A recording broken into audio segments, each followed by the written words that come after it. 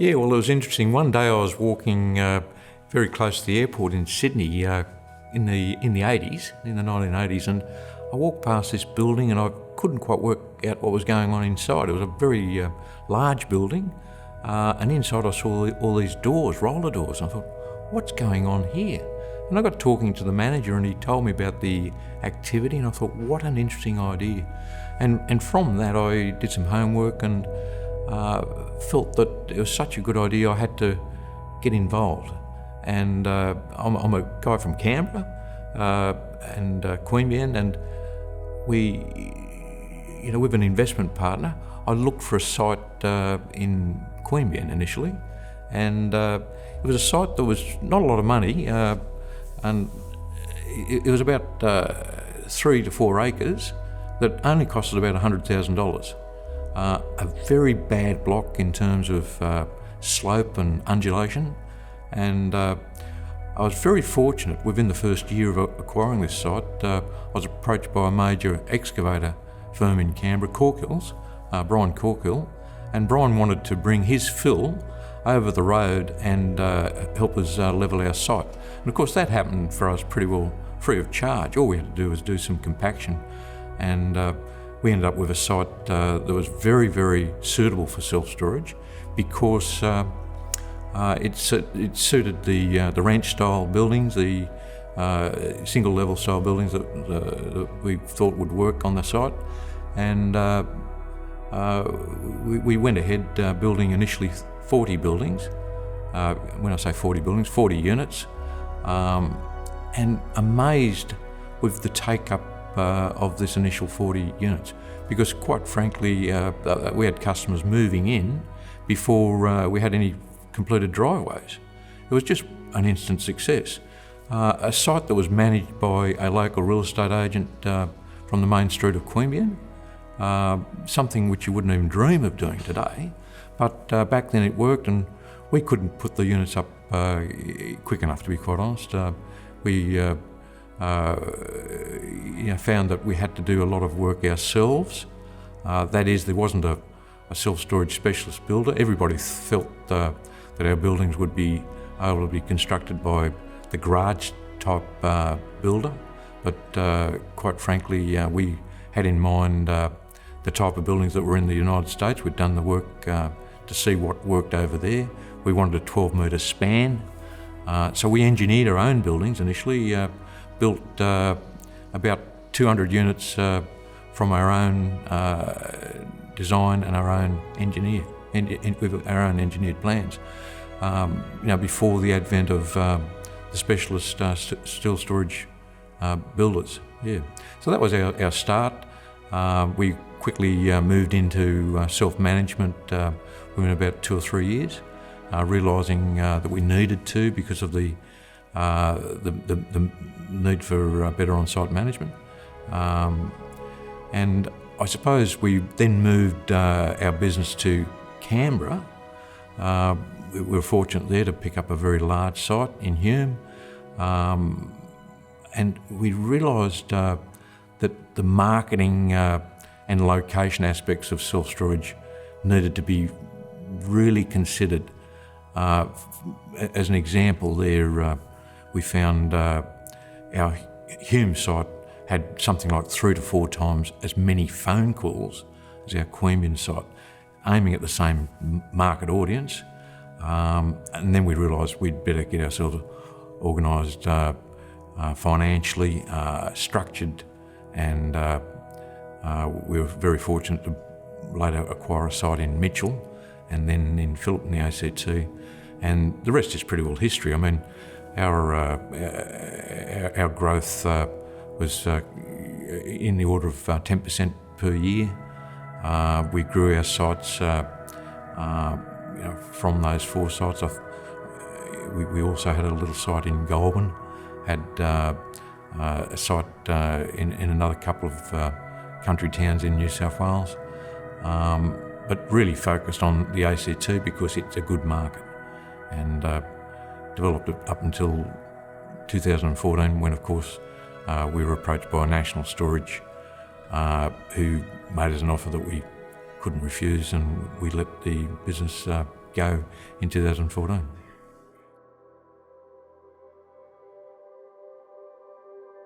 Yeah, I can recall being invited to a meeting of self-storage operators. The meeting took place in Sydney, in a hotel somewhere in the inner part of Sydney. I can recall it being a meeting of only 10 to 20 people. I can't remember the exact number. But Dallas Dogger and myself turned up representing the Canberra business that we had at the time.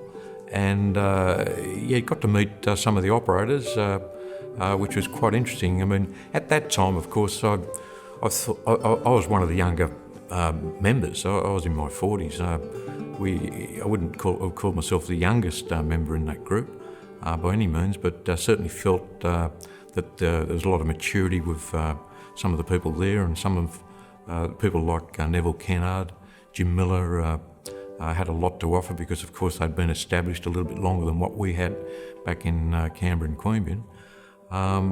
So it was a meeting put together principally to discuss the issues of the operators. Fundamentally, we had Western Australia being approached by their state revenue and asking for stamp duty to be paid on rental agreements.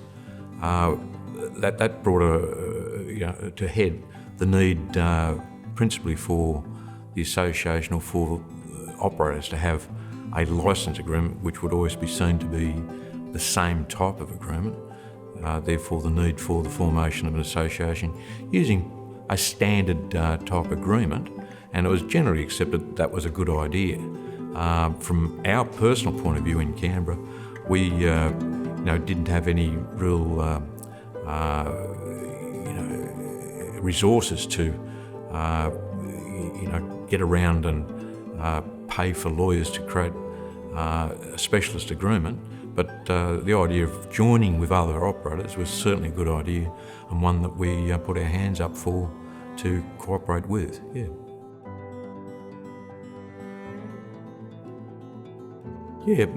Back in the very early days, of course, a lot of people didn't know too much about self-storage.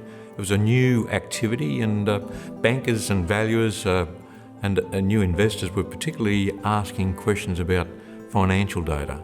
Now, with my accounting background, I saw the need for industry comparatives. I was very much involved in the Armidale Research Centre. I worked with that group. I had data from them, and I put forward to FMRC, the Financial Management Research Centre in Armidale, I put it to them that could they do some work for our industry, and they cooperated. They were very happy to facilitate looking at data of a select group of operators. Back in 2003, from memory, when we had the conference in Canberra, we put forward that we needed 100 participants or 100 sites, and we were able to get together 100 firms to put their comparative data. And I believe that would have been one of the first analysis for the association. One that put the industry statistics as an operator, from memory, low volume turnover businesses, medium, and then high. It might have expressed some regional and city operators, and it gave some form of comparison of our industry compared to other real estate businesses, such as motels, service stations, food chains, whatever it be. It gave some basis for telling the story of what would be expected of a self-storage operation.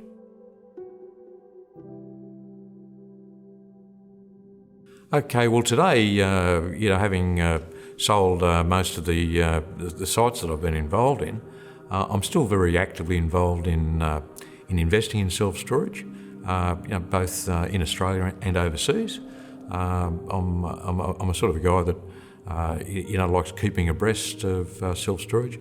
I think it's a great activity, one that's been most beneficial to myself.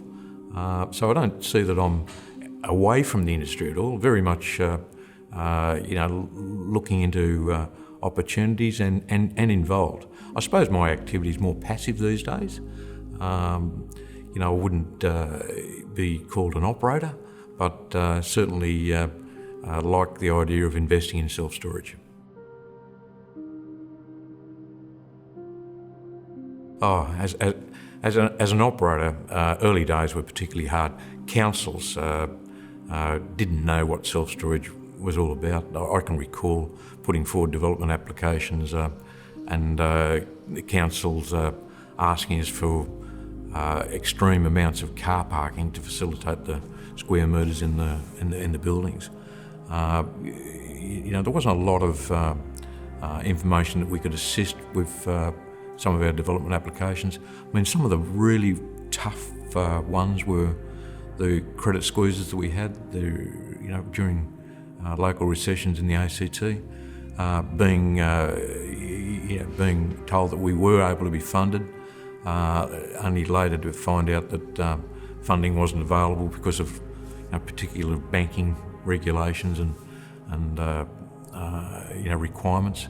They were particularly tough. They meant that we had to go putting up personal assets to secure lending and the like. Some of the other difficulties that I personally faced were to do with recruiting staff, recruiting skilled, experienced staff in the earlier days. We found that Dallas Dogger and myself were very much computer literate with the management of our sites. We had to train our staff to be taught what a computer was. I recall having elderly staff running our sites when we had to teach them how to use a computer. I mean, the skills weren't with most people at the time that we introduced our sites to some of our managers. I mean, training staff, I think, is one of the hardest challenges that we've faced in terms of, when the industry started maturing, having the right people on site. We had millions of dollars tied up in our buildings and our assets. So it was only reasonable that we put some resource into training our operators and our managers, and I felt that a real challenge.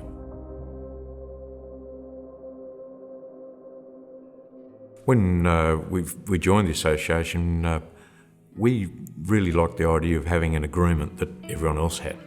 So when it came down to it, we didn't want to be lonesome being challenged on any particular issue. We felt that the idea of the association being formed and having a resource to protect or to challenge in the event of something happening was essential. So one of the benefits, key benefits, was being with a group of people rather than being solely involved in a challenge if one occurred. I can't recall ever being challenged to the point of needing the resources of the Self-Storage Association, but they were there, and that was the main reason of joining in the first place, I suppose. You're better dealing with something as a group than dealing as an individual.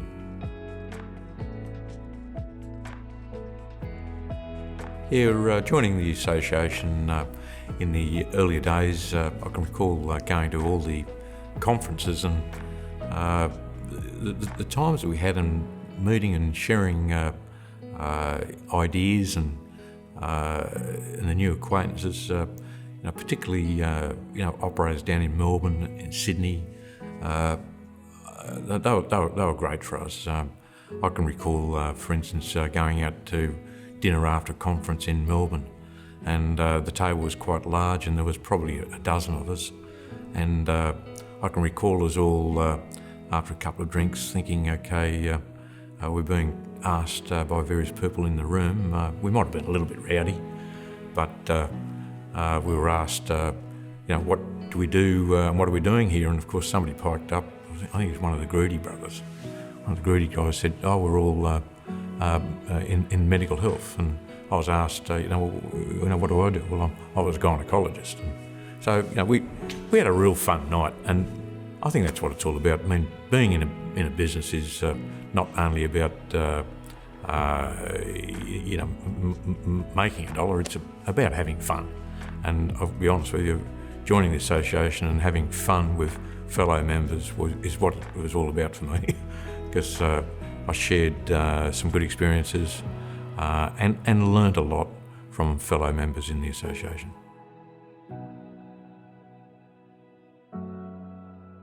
Yeah, when we were locating our business in Queanbeyan, one of the aspects of the site, it wasn't terribly well located. It was located in the middle of an industrial area, and we realised we needed some billboard storage. And I recall picking a spot, and it was a spot which had a sign, a metal frame, was lying on the ground. And I knew the person who'd had the sign previously, and we put the sign back up, the metal structure, and we didn't quite know exactly where it was going, but it was right on the ACT and New South Wales border, beside a railway crossing. It really was the border. So we thought, okay, we'll just put it where it used to go. And we put up our storage sign. It's a very effective billboard sign. And I can recall being asked by somebody from the local Queanbeyan Council, have you got permission for this sign? And I said, well, yes, to my knowledge I have. There's an application currently with the ACT.